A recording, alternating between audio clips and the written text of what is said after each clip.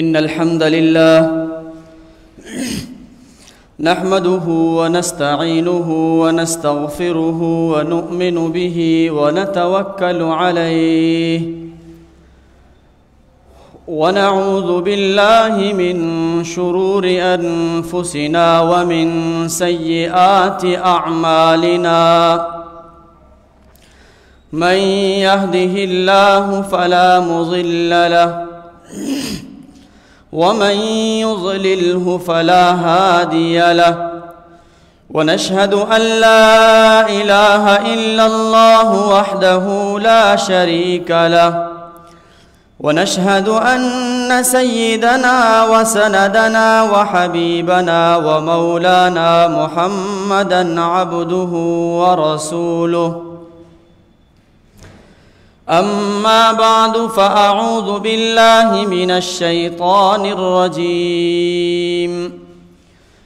بسم الله الرحمن الرحيم يا أيها الذين آمنوا كتب عليكم الصيام كما كتب على الذين من قبلكم لعلكم تتقون وقال النبي صلى الله تعالى عليه وسلم الصوم جنة أو كما قال رسول الله صلى الله تعالى عليه وسلم صدق الله العظيم وصدق رسوله النبي الأمي الكريم ونحن على ذلك لمن الشاهدين والشاكرين والحمد لله رب العالمين اللهم صل على سيدنا ومولانا محمد وبارك وسلم اللهم صل على سيدنا ومولانا محمد وبارك وسلم اللهم صل على سيدنا ومولانا محمد وبارك وسلم میرے محترم و مکرم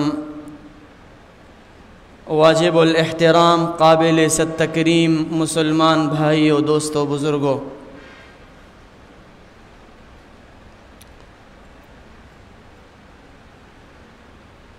شعبان کا مہینہ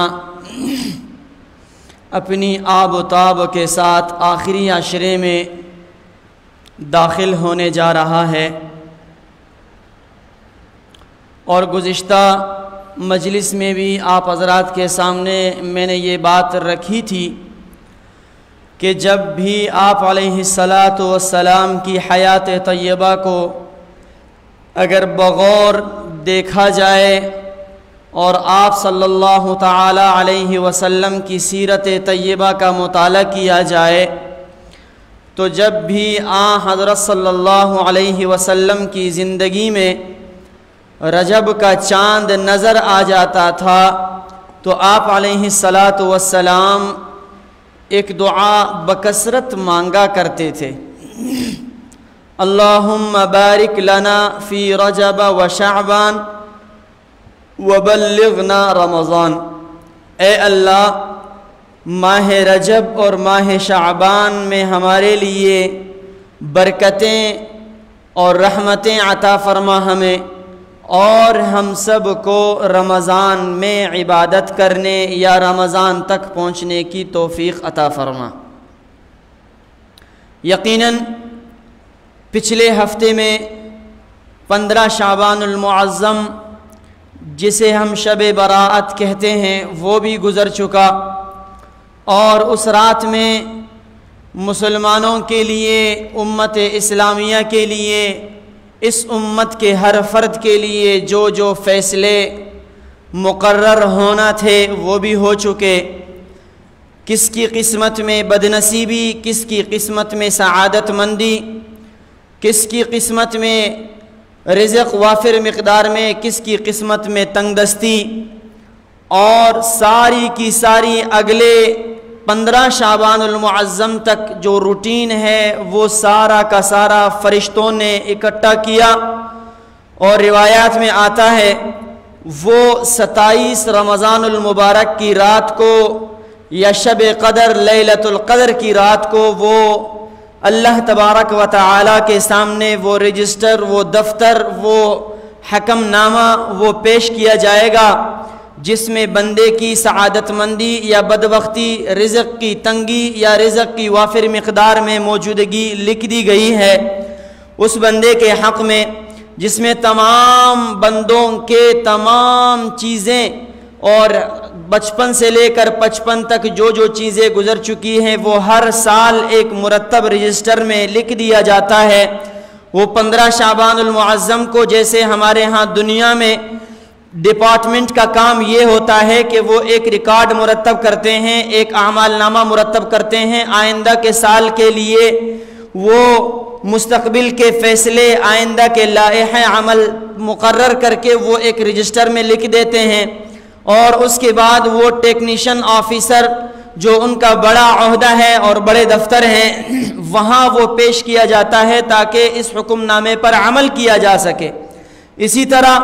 لیلۃ البراء شب قدر کی رات یہ اعمال نامے ہمارے مرتب ہو چکے،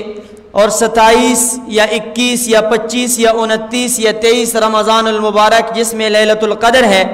اس میں اللہ کے حضور وہ اعمال نامے پیش ہوں گے، اور اس کے مطابق ہماری پوری اگلی 1 سال کی جو زندگی ہے وہ گزرے گی۔ رب لم یزل سے دعا گو ہیں کہ رب لم یزل ہمارے حق میں سعادت مندی اور اپنی رضا لکھ لے،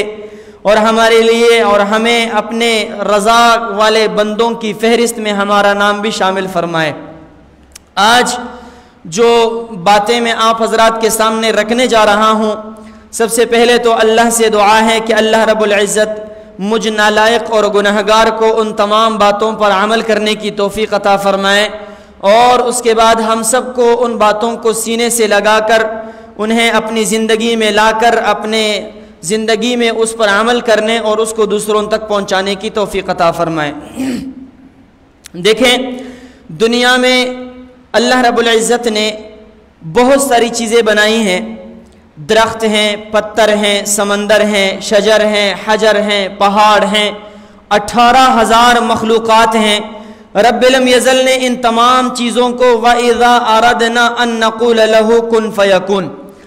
رب لم یزل نے ان تمام چیزوں کو صرف ایک لفظ کن، صرف اس ایک لفظ سے ان تمام چیزوں کو وجود بخشا، ان کو کہا کہ ہو جاؤ، ساری چیزیں ہو گئیں۔ جبکہ اللہ رب العزت فرماتے ہیں کہ انسان میری نظر میں اتنی قیمتی چیز ہے، حضرت انسان، کہ اس کو میں نے خود اپنے دست قدرت سے، لفظ کن سے نہیں، اپنے دست قدرت سے اسے، اپنے ارادے سے اسے بنایا، اور اس سے اتنی محبت ہے کہ ایک ماں سردی کی راتوں میں بچہ اگر بستر پر پیشاب کر لے تو ماں گیلے بستر پر سو کر بچے کو سوکھے بستر پر سلاتی ہے، خود سردی میں پوری رات بسر کرتی ہے اور بچے کو آرام دینے کی کوشش کرتی ہے۔ کس قدر محبت ہے۔ اگر بچے کو کوئی چونٹی بھی کاٹ لے تو ماں تڑپ اٹھتی ہے، اگر بچہ اف بھی کرے تو ماں تڑپتی ہے اور اٹھ کر بچے کو دیکھتی ہے آخر کیا پریشانی ہے۔ کس قدر ماں کو اپنی ممتا سے محبت ہے۔ لیکن میرا رب فرماتا ہے کہ جس طرح دنیا میں آپ کے سامنے نظر آنے والی جو محبت ہے، سب سے زیادہ بڑی محبت جسے ہم میں سے ہر شخص اسے مثال کے طور پر پیش کرتا ہے، اس محبت کا نام ہے ماں کا ممتا سے محبت۔ اس محبت کے مقابلے میں میرا اللہ فرماتا ہے میں اپنے بندے سے، اب وہ بندہ گنہگار ہو، بے گناہ ہو، مسلمان ہو، کافر ہو، کوئی بھی بندہ ہو، اس بندے سے میں 1 ماہ نہیں، 2 نہیں، 10 نہیں، 20 نہیں، 70 ماہوں سے زیادہ میں اس بندے سے محبت کرتا ہوں۔ اس قدر رب لم یزل ہمارے لیے یہ کائنات کو ایک جال کی شکل میں بچھایا زمین کو بچھایا، آسمان کو بغیر ستونوں کے کڑا کیا اور زمین کو جنبش سے روکنے کے لیے پہاڑوں کو اس زمین میں گھاڑ دیا، اور ہمارے لیے، ہمارے فائدے کے لیے، ہماری خدمت کے لیے اللہ رب العزت نے 18,000 مخلوقات کو وجود بخشا، اور ان تمام کو ایسا علم عطا فرمایا، پرفیکٹ علم، کہ جو اپنے علم سے ہٹ کر کوئی کام کرتے ہی نہیں۔ جیسے سیب کا درخت ہے تو سیب ایک خاص قسم کے درخت کا نام ہے، سیب سے سیب ہی اگے گا۔ کبھی آپ نے نہیں دیکھا کہ سیب نے امرود اگایا ہو، کبھی آپ یہ نہیں دیکھیں گے کہ سیب کے دانے میں امرود کا ذائقہ آ جائے، آم کے دانے میں خوبانی کا ذائقہ آ جائے، پپیتے کے دانے میں امرود کا ذائقہ آ جائے۔ کسی بھی درخت کو کسی دوسرے درخت کا ذائقہ دینے تک کے لیے اللہ رب العزت نے علم نہیں دیا، بلکہ ان کا علم ایسا پرفیکٹ، ایسا علم کہ وہ اپنے علم سے ہٹ کر کچھ کرتے ہی نہیں، اور ان کو سب کچھ پتا ہے کہ کون ہمارا دشمن، کون ہمارا دوست۔ مرغی کا چوزا 21 دن انڈے میں رہ کر جب مرغی کا چوزا انڈے سے نکلتا ہے تو سب سے پہلے اپنی ماں کو دیکھ کر پہچان جاتا ہے کہ یہ میری ماں ہے، اور سب سے پہلے بلی کو دیکھ کر بھاگ جاتا ہے کہ یہ میرا دشمن ہے۔ اس کو میرے عزیزوں کس نے علم عطا فرمایا؟ میرے اللہ نے علم عطا فرمایا، اور ایسا پرفیکٹ علم کہ وہ اپنے علم سے ہٹ کر کوئی کام کرتا ہی نہیں۔ چوزے نے کبھی بلی کو اپنی ماں نہیں سمجھا، اور شیر، اس کو اللہ رب العزت نے جو علم عطا فرمایا کہ آپ نے گوشت کھانا ہے، اور شیر کے سامنے اگر ہم گھاس ڈال دیں شیر کبھی نہیں کھائے گا، بکری کے سامنے ہم بنا ہوا گوشت ڈال دیں کبھی نہیں کھائے گا۔ اس طرح ان تمام چیزوں کو اللہ رب العزت نے ایک پرفیکٹ ایسا علم دیا کہ وہ اپنے علم سے ہٹ کر کام کرتے نہیں، اور ان کو پیدائش سے قبل یہ علم دیا گیا کہ آپ کو اس طریقے پر، اس روٹین پر، اس رول پر چلنا ہے۔ لیکن حضرت انسان پیدا ہوتا ہے، نہ اپنی ماں کا پتہ، نہ اپنے باپ کا پتہ، نہ اپنا دکھ بیان کر سکتا ہے، نہ اپنا درد بیان کر سکتا ہے، نہ اسے تکلیف کا پتہ، نہ اسے آرام کا پتہ، نہ اسے خوشی کا پتہ، نہ اسے غم کا پتہ، بس صرف اور صرف چیختا ہے، چلاتا ہے، اپنا درد، اپنا دکھ کسی کو بیان نہیں کر سکتا، اپنی خوشی کا اظہار کسی کے سامنے کر نہیں سکتا، حتیٰ کہ اپنی ماں کو پہچاننے میں بھی کافی وقت لگ جاتا ہے، اور کافی وقت تک وہ اپنی ماں کو پہچان نہیں پاتا۔ اس طرح چلتے چلتے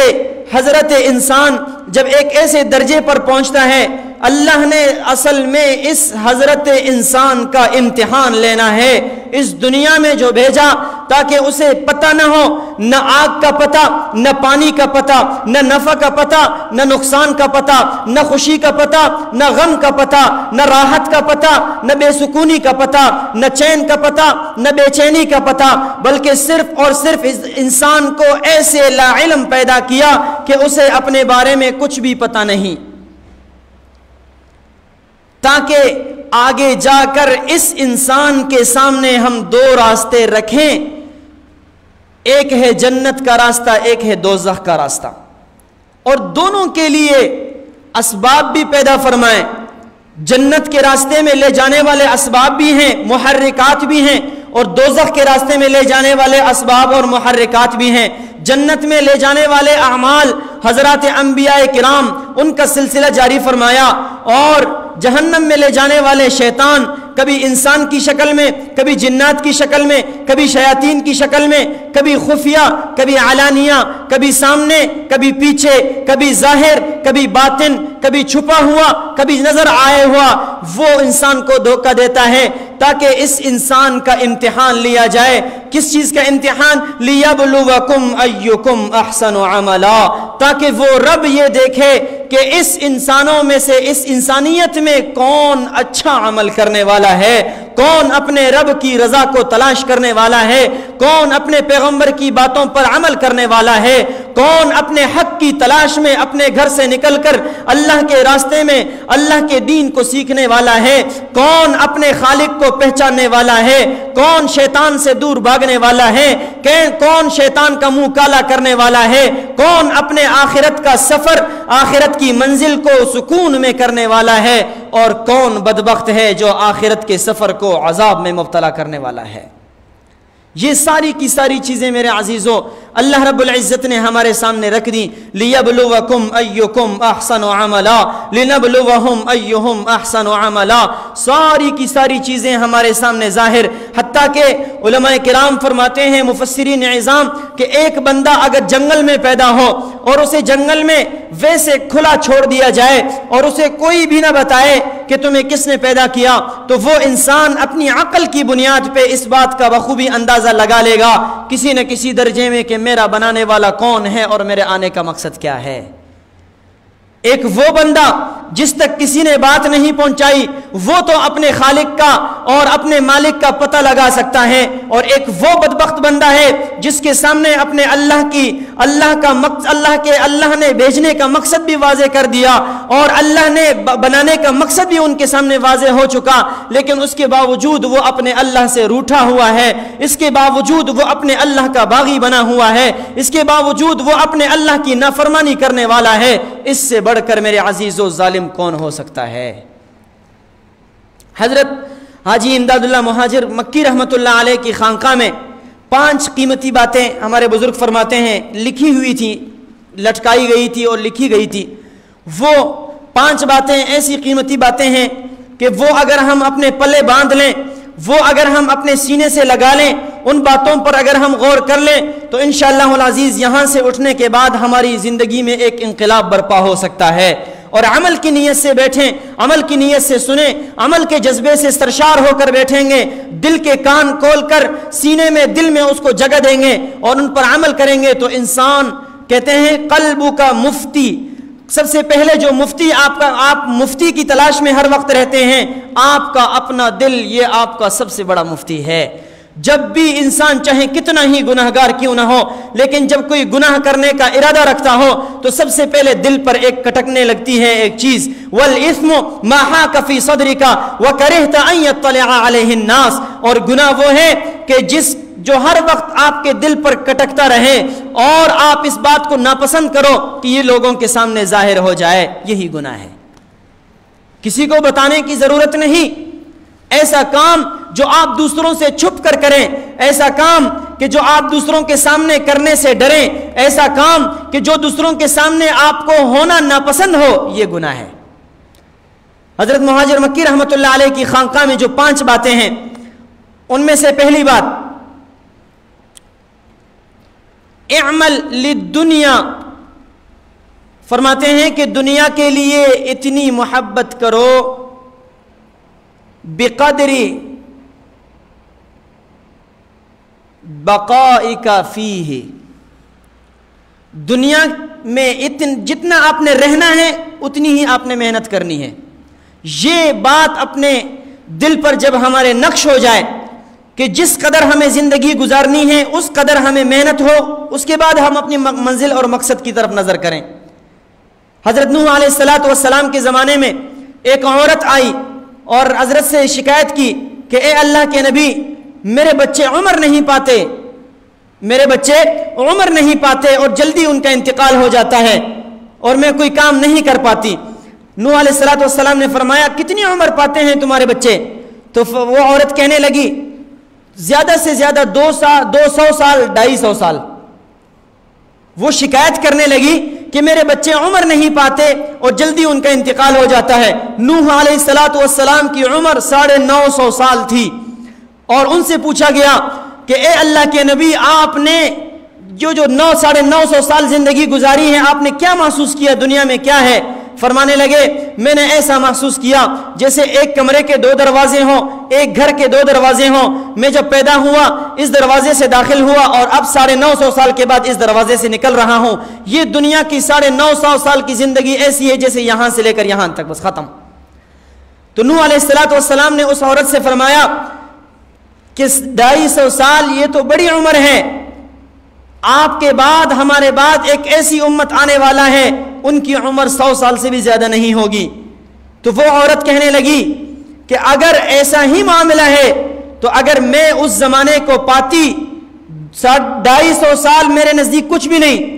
250 سال میرے نزدیک کم ہے دنیا میں جینے کے لیے اور دنیا کے اغراض و مقاصد کو پورے کرنے کے لیے. اگر میں اس زمانے میں جیتی اور زندہ ہوتی تو اس زمانے میں یہ 60 سال 80 سال 90 سال 100 سال سجدے میں گزار دیتی کہ کچھ زندگی ہی نہیں ہے، یہ تو 2.5 منٹ کی زندگی ہے۔ امام غزالی رحمۃ اللہ علیہ سے پوچھا گیا کہ دنیا کی زندگی اور آخرت کی زندگی میں کیا فرق ہے؟ فرمایا آخرت کی زندگی ایسی ہے میرے عزیزو کہ دنیا کا جو نظام ہے، دنیا کا جو خلا ہے، آسمان سے لے کر زمین تک، مشرق سے لے کر مغرب تک، شمال سے لے کر جنوب تک، یہ سارے کے سارے خلا کو چھوٹے چھوٹے کنکروں سے پر کیا جائے، اور یہ کنکر اتنے زیادہ ہو جائیں کہ زمین سے آسمان تک، شمال سے جنوب تک، غرض دنیا کے چاروں کونوں تک کنکر ہی کنکر ہوں، اور ایک پرندہ 1000 سال کے بعد آ کر اس دنیا کے اس نظام سے ایک کنکر اٹھا کر باہر پھینکے، اور جب تک یہ کنکر ختم نہ ہو، یہ کنکر ختم ہونے کے بعد بھی آخرت کی زندگی اس سے بھی بڑی ہے اور وہ چلنے والی ہے۔ 1000 سال کے بعد ایک دانہ آپ اس سے اندازہ لگائیں کہ کتنے کنکر ہوں گے، لیکن آخرت کی زندگی میرے عزیزو اس سے بھی زیادہ بڑی ہے۔ تو کس لیے دنیا سے دل لگائیں، کس لیے دنیا سے جی لگائیں، کس لیے بھائیوں کو تکلیف دیں، کس لیے عزیزوں کو تکلیف دیں، کس لیے دوسروں کا حق کھائیں، کس لیے دوسروں کو اذیت اور مصیبت میں مبتلا کریں، اپنی آخرت کو کیوں برباد کریں؟ اور فرمایا اعمل لآخرتک بقدر لقائک فیہا، اپنی آخرت کے لیے اتنی محنت کرو، اتنا کام کرو کہ جس قدر آپ کو آخرت میں رہنا ہے، رہنا ہمیشہ کے لیے ہے، تو اپنی دنیا کا مقصد آنے کا یہی بنانا چاہیے کہ ہمیں آخرت کے لیے جب ہم آئے ہیں تو آخرت کو سامنے رکھ کر آخرت کی تیاری کریں۔ ایک بہت بڑے بزرگ گزرے ہیں، ان کے بارے میں آتا ہے ان کی عمر 70 سال ہو چکی تھی۔ 70 سال کے بعد ان کا معمول یہ تھا کہ روزانہ 70 سال کی عمر گزارنے کے بعد بھی ان کا معمول یہ تھا کہ روزانہ کی بنیاد پر حرم شریف کا 70 دفعہ طواف کیا کرتے تھے بلا ناغہ۔ 70 دفعہ طواف، ایک دفعہ طواف میں 7 چکر ہوتے ہیں، اس حساب سے روزانہ 13.5-14 کلومیٹر پیدل چلنا، اور اس کے بعد ہر طواف کے بعد 2 رکعت نفل، 70 ضرب 2 140 رکعتیں، اور ہر رکعت میں 2 سجدے، اس طرح ضرب دیتے جائیں۔ آج ہمارا نوجوان بھی اگر 10 رکعت نماز پڑھتا ہے تو 11ویں رکعت کے بعد سمع اللہ لمن حمدہ کے بعد ہماری زبان سے اوے اللہ نکلتا ہے۔ یہ ہماری زندگی کا مقصد تھا۔ الست بربکم، ہمارے رب نے کیا فرمایا عالم ارواح میں، کیا میں تمہارا رب نہیں ہوں؟ اس وقت ہم سب نے وعدہ کیا کہ بلا آپ ہمارے ہی رب ہیں۔ اس وقت کا وعدہ میرے عزیزو ہم بھول چکے ہیں، اس وقت کے وعدے کو تازہ کرنے کی ضرورت ہے، اس وقت کی زندگی کو دوبارہ احیا کرنے کی ضرورت ہے، اور اس وقت کی زندگی کے لیے فکر کرنے کی ضرورت ہے۔ آپ صلی اللہ علیہ وسلم سے پوچھا گیا یا رسول اللہ ہم 100 سال 150 سال 70 سال 80 سال، اوسط عمر اس امت کی 68-70 سال ہے، اس 70 سال کی زندگی میں ہم کہاں عبادت کر سکتے ہیں جو 900 سال زندگی میں عبادت کر سکتا ہے بندہ؟ تو فرمایا رمضان کا مہینہ آپ کے لیے ایک ریہرسل ہے، رمضان کا مہینہ آپ کے لیے ایک ورکشاپ ہے، رمضان کا مہینہ پورے سال کا ایک تربیتی نصاب ہے کہ جس کو اگر بندہ پورا کر لے تو لیلۃ القدر، وہ کیا فرمایا قرآن کریم میں باقاعدہ سورۃ القدر کے نام سے، لیلۃ القدر خیر من الف شہر، کہ رمضان المبارک کے آخری عشرے میں ایک ایسی رات میں آنے والی ہے کہ جس رات میں اگر کوئی بندہ عبادت کرے تو اس کو لیلۃ القدر خیر من الف شہر، کہ اس کو 1000 مہینوں سے زیادہ کا ثواب ملے گا۔ 1000 مہینے 83-88 سال ہوتے ہیں، تو 88 سال عبادت کا ثواب ایک رات میں مل رہا ہے، دوسری امتوں کے لیے یہ نہیں۔ اور میں ہمیشہ عرض کرتا ہوں کہ میرے عزیزو کوشش ہماری یہ ہو، ہمارے لیے اللہ نے دین کو اتنا آسان بنایا کہ ہماری ہر ضرورت ہمارے لیے دین کا درجہ بن سکتا ہے، ہر ضرورت عبادت بن سکتی ہے۔ ہم کھانا کھاتے ہیں ہماری ضرورت ہے، ہم حتیٰ کہ آپ صلی اللہ علیہ وسلم نے استنجا کا طریقہ بھی بتایا اور ساری کی ساری چیزیں ہمیں بتا دی۔ اگر یہ طریقے ہم اپنائیں گے، من احیا سنتی عند فساد امتی فلہ اجر 100 شہید، کہ جو بندہ اس زمانے میں جس زمانے میں میری امت میری سنتوں کو زندہ درگور کر رہی ہو، اس زمانے میں اگر کوئی بندہ میری ایک سنت کو بھی زندہ کرنے والا ہو تو اس کو 100 شہیدوں کے اجر اور 100 شہیدوں کا ثواب ملے گا۔ ایک شہید کا انعام کیا ہے؟ خون میں لت پت ہے، میدان محشر میں اٹھے گا، رب لم یزل فرمائے گا تو نے میری رضا کے لیے، تو نے میرے دین کی اتباع کے لیے، تو نے میرے دین کی احیاء کے لیے اپنی زندگی کو قربان کیا، آج میں تمہیں بغیر کسی حساب کتاب کے جنت میں داخل کرتا ہوں، جنت کے 8 دروازے تمہارے لیے کھلے ہیں، جہاں سے تمہارا دل چاہے داخل ہو جاؤ۔ ہم یہاں بیٹھ کر 100 شہیدوں کا ثواب بھی کما سکتے ہیں میرے عزیزو۔ آپ علیہ السلام نے فرمایا، صحابہ نے پوچھا یا رسول اللہ جنت میں جانے کا مختصر ترین راستہ کون سا ہے؟ فرمایا زبان کو پکڑ کر، زبان مبارک کو پکڑ کر فرمایا اس کی حفاظت کرو۔ من یضمن لی ما بین لحییہ وما بین رجلیہ اضمن لہ الجنہ، جو بندہ مجھے 2 چیزوں کی ضمانت دے دے میں اسے جنت کی ضمانت دیتا ہوں۔ کون کون سی چیزیں؟ جو 2 جبڑوں کے درمیان یعنی زبان ہے، جو 2 ٹانگوں کے درمیان یعنی شرمگاہ ہے، اگر دنیا میں کوئی بندہ مجھے ان 2 چیزوں کی حفاظت کی ضمانت دے دے میں اسے جنت کی ضمانت دیتا ہوں۔ آیا ہم نے اس چیز پر کبھی غور کیا؟ آپ علیہ السلام نے فرمایا کہ جو شخص حق پر ہوتے ہوئے اس کا حق بنتا تھا کہ لڑائی کرے، لیکن حق پر ہوتے ہوئے لڑائی اور جھگڑا چھوڑ دے، میں جنت کے بیچوں بیچ اسے محل دلوانے کی ضمانت دیتا ہوں۔ تو میرے عزیزو دین آسان ہے، صرف بات ہے عمل کرنے کی۔ جب کوشش کریں گے، ہر بات کو کرنے سے پہلے سوچیں گے، سونے سے پہلے سوچنا ہے کہ سونے کی سنتیں کیا ہیں، جب ہم سنتوں پر عمل کریں گے جب تک سوئیں گے اس وقت تک ہمیں عبادت کا ثواب ملتا رہے گا۔ کھانا کھائیں گے یہ ہماری ضرورت ہے، لیکن سنتوں کا خیال رکھیں گے تو جب تک یہ ہمارے پیٹ میں غذا ہے، اور یہ سنتوں کا ثواب 100 شہیدوں کا ثواب ایک ایک سنت کی زندگی پر ہے۔ اللہ رب العزت ہمیں عمل کرنے کی توفیق عطا فرمائے۔ رمضان کا مہینہ سیزن ہے، مسلمانوں کی ثواب کا سیزن، اس سیزن کو اپنے لیے خصوصی طور پر کوشش یہ ہو کہ اپنے تمام کام ابھی سے نمٹانے شروع کر دیں اور رمضان کے لیے اپنے آپ کو ہمتن فارغ کر دیں۔ تراویح، روزہ اور اس کے علاوہ عبادتیں، ہمارے اکابرین اور بزرگوں اور مسلمانوں کی ترتیب تو یہ رہی تھی کہ روزانہ ایک قرآن کریم کا ختم کیا کرتے تھے، یہ گزشتہ بھی میں بتا چکا ہوں، اور جو زیادہ سے زیادہ کمزور ہوا کرتا تھا وہ 7 دن میں ایک قرآن ختم کرتا تھا، اور اسی بنیاد پہ قرآن مجید کی 7 منزلوں کی جو تعین کیا گیا ہے، اس سے اوپر کا کوئی تصور ہی نہیں تھا۔ آج اگر ہم سے پورے مہینے میں ایک قرآن بھی اگر تکمیل کو پہنچے تو ہم بڑے خوش ہوتے ہیں کہ ایک قرآن ہم نے ختم کیا، ٹھیک ہے سعادت مندی کی بات ہے میرے عزیزو، لیکن اپنے لیے، اپنے آخرت کے لیے صدقہ جاریہ بنائیں، اپنے آخرت کی کھیتی کو بنائیں، اپنی آخرت کو بنائیں اور اپنے مقصد کو سامنے رکھ کر آخرت کی تیاری کریں۔ رب لم یزل ہم سب کو اپنے نامہ اعمال پر غور کرنے اور اپنے ایمان کی فکر کرنے اور آخرت کی فکر کرنے اور اس کی تیاری کرنے کی توفیق عطا فرمائے۔ وآخر دعوانا ان الحمد للہ رب العالمین۔